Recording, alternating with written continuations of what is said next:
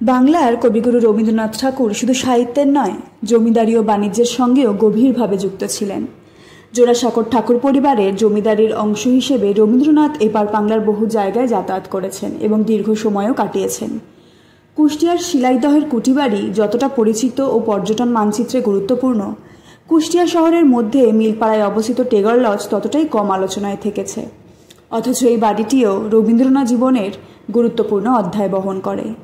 1890 সালের দিকে ব্যবসায়িক প্রয়োজনে জোড়াসাঁকোর ঠাকুর পরিবার কুষ্টিয়া রেল স্টেশনের দক্ষিণ পাশে একটি ভবন নির্মাণ করেন, যেটি পরে পরিচিতি পায় টেগর লজ নামে। এটি ছিল একটি দ্বিতল বাড়ি, যা নির্মাণ করা হয় মূলত টেগর অ্যান্ড কোম্পানির কার্যালয় ও বাসস্থান হিসেবে। ভুসিমাল, পাট এবং আখমারাইয়ের ব্যবসা পরিচালনার পাশাপাশি এখানে বসানো হয়েছিল তাঁতশালা এবং পাট প্রক্রিয়াকরণের ছোট কারখানাও। এই ব্যবসায় কবিকে সহায়তা করতেন তার দুই ভ্রাতুষ্পুত্র সুরেন্দ্রনাথ এবং বলেন্দ্রনাথ ঠাকুর।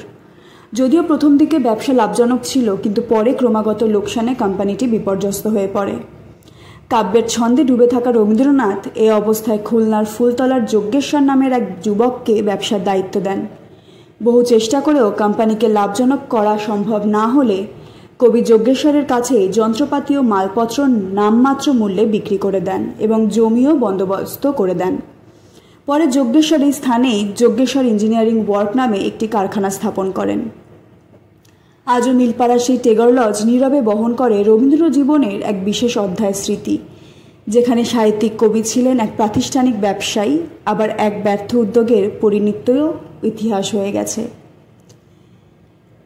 হিন্দু বার্তায় আজকে আপনাদের জন্য এটিই ছিল একটি ছোট্ট উপস্থাপনা। কেমন লাগলো সেটা অবশ্যই আমাদেরকে কমেন্ট করে জানাবেন, এবং আরও এরকম নতুন নতুন ভিডিওর জন্য ফলো করতে ভুলবেন না ট্রাভো নিউজ বাংলা।